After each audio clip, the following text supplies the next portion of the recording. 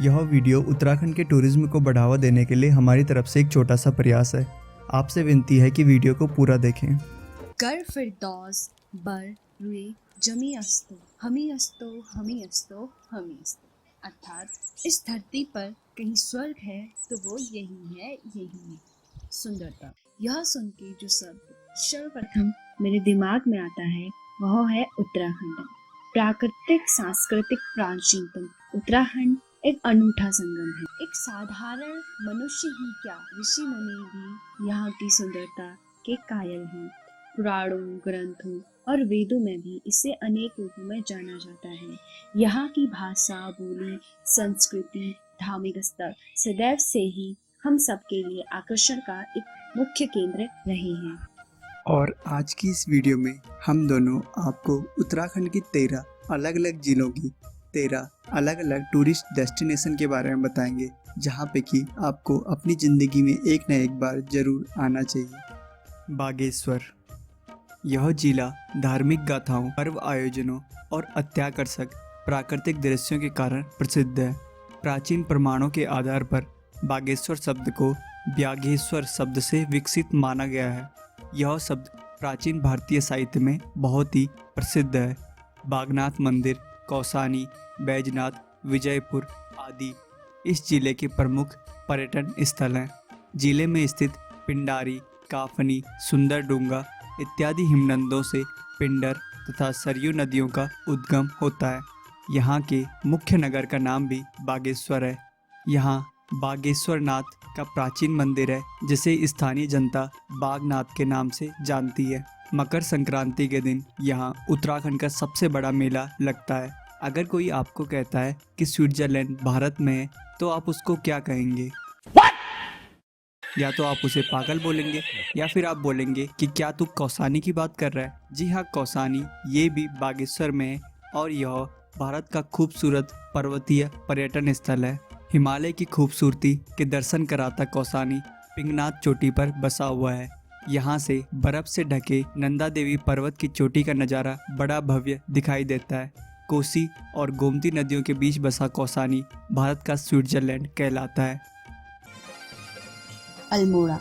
प्राकृतिक सुंदरता से भरपूर अल्मोड़ा कस्बा पहाड़ पर घोड़े के काठीनुमा आकार के रिज पर बसा हुआ है। प्राकृतिक सुंदरता के साथ साथ यह अपनी सांस्कृतिक धरोहर के लिए भी प्रसिद्ध है। यहाँ अनेक मंदिर, प्राकृतिक स्थल, धाम आदि मौजूद हैं। इन प्राकृतिक स्थलों, धाम और मंदिरों में से सर्वाधिक प्रसिद्ध चितई में स्थित गोलू देवता का मंदिर है। अल्मोड़ा से महज 8 किलोमीटर दूर यह मंदिर चितई नामक स्थान पर है। गोलू देवता को भगवान शिव का अवतार भी माना जाता है। वह इन्हें न्याय के देवता के रूप में भी पूजा जाता है। लोगों की यह मान्यता है कि लोग पत्रों के माध्यम से अपनी मान्यताओं को भगवान शिव तक पहुंचाते हैं और मौली के धागे पे बांधकर घंटियों पर लटका दिया जाता है। अपनी इच्छाओं को पत्र के माध्यम से भगवान तक पहुंचाना कितना रोमांचित होता होगा। ये आस्था और रोमांच का अनूठा संगम है।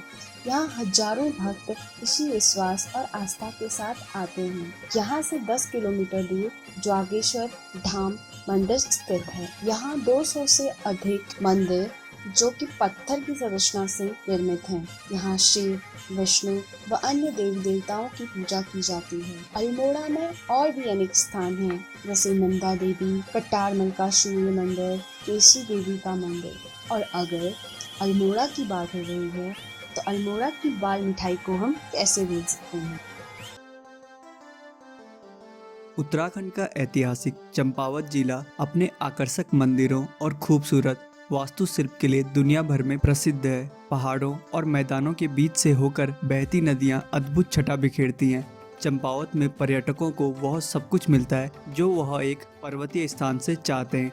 वन्य जीवों से लेकर हरे भरे मैदानों तक और ट्रैकिंग की सुविधा यहाँ सब कुछ अवेलेबल होता है। चंपावत कई सालों तक कुमाऊं के शासकों की राजधानी रहा है। चंद शासकों के किले के अवशेष आज भी चंपावत में देखे जा सकते हैं। यहाँ का मुख्य आकर्षण का केंद्र बालेश्वर मंदिर, जो कि भगवान शिव को समर्पित है।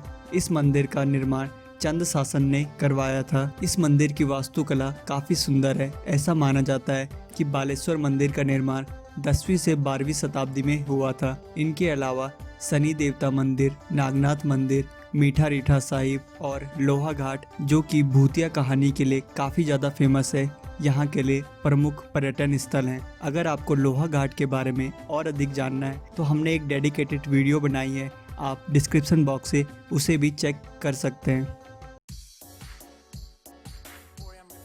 किसी भी जिले की सुंदरता को शब्दों में बयां करना थोड़ा मुश्किल सा लगता है। चमोली किसी पर्यटक के लिए स्वर्ग से कम नहीं लगता। आप यहाँ ट्रैकिंग कर सकते हैं, मंदिरों में घूम सकते हैं और अगर मन भर जाए तो औली जैसे कई स्थानों पर ठहर भी सकते हैं।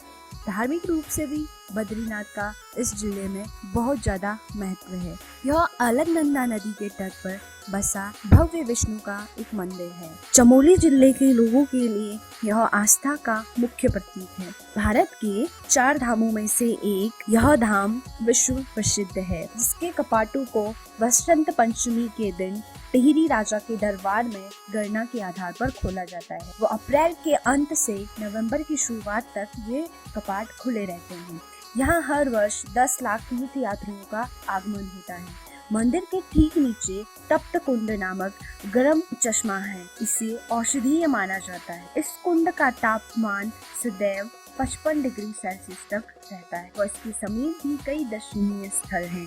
ब्रह्म कपाट, शेषनाग, चरण पादुका, भगवान के पैरों के निशान। वो यहाँ से 1 किलोमीटर दूर वशु नामक झरना है। इस झरने की प्राकृतिक सुंदरता अद्वितीय है। यहाँ अष्ट वशु ने तपस्या की थी।